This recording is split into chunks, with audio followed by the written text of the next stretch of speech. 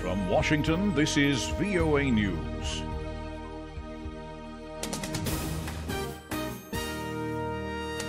I'm Jonathan Jones reporting.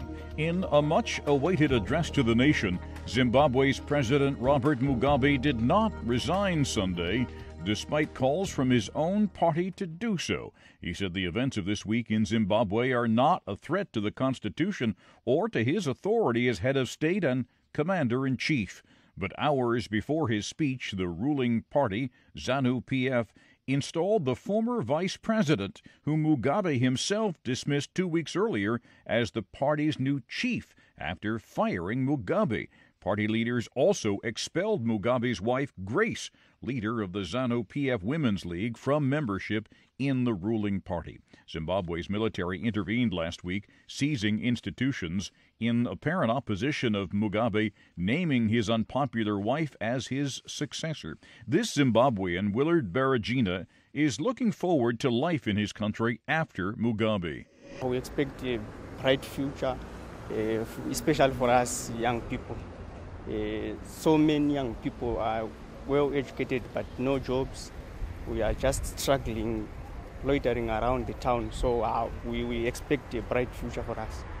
Southern African leaders will be discussing the ongoing political crisis in Zimbabwe at a meeting Tuesday of the Southern African Development Community in Luanda, Angola.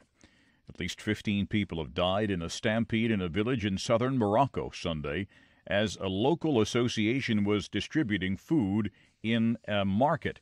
King Mohammed said that he will pay for the hospitalization of the wounded and the burials of the dead. This is VOA News. Police in Okinawa are investigating a fatal traffic accident involving a 61-year-old man and a U.S. Marine. Police say the man died when his vehicle and the serviceman's truck collided. The police confirmed the Marine's breath test had an alcohol level 3 times the legal limit. Argentina's Navy says it cannot confirm if 7 brief satellite calls came from a lost submarine with 44 crew members aboard. More on the situation from Reuters correspondent Sarah Hamrajani. A sign of hope for the families of the 44 crew members on board a missing Argentine Navy submarine. On Saturday, the Defense Ministry said it believes it's detected 7 failed satellite calls from the vessel, a possible indicator that the crew have been trying to re-establish communications. The location of the ARA San Juan hasn't been known since Wednesday, when it last made contact 268 miles off Argentina's southern Atlantic coast. An inquiry in Australia is recommending the closure of a youth detention center involved in an abuse scandal that shocked the nation.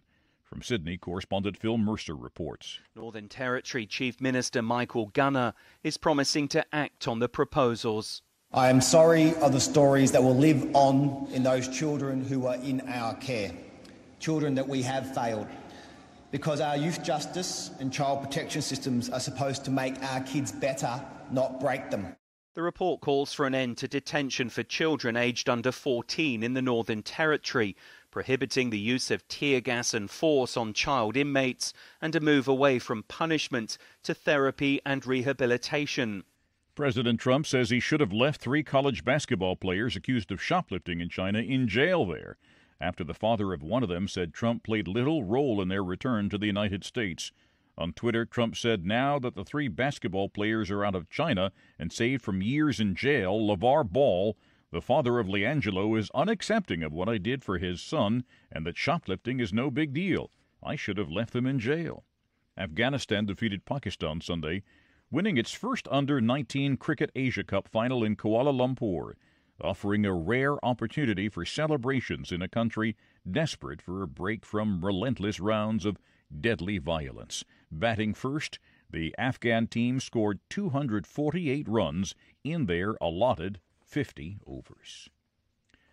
There's more on these and other late-breaking and developing stories from around the world around the clock at voanews.com and on the VOA News mobile app.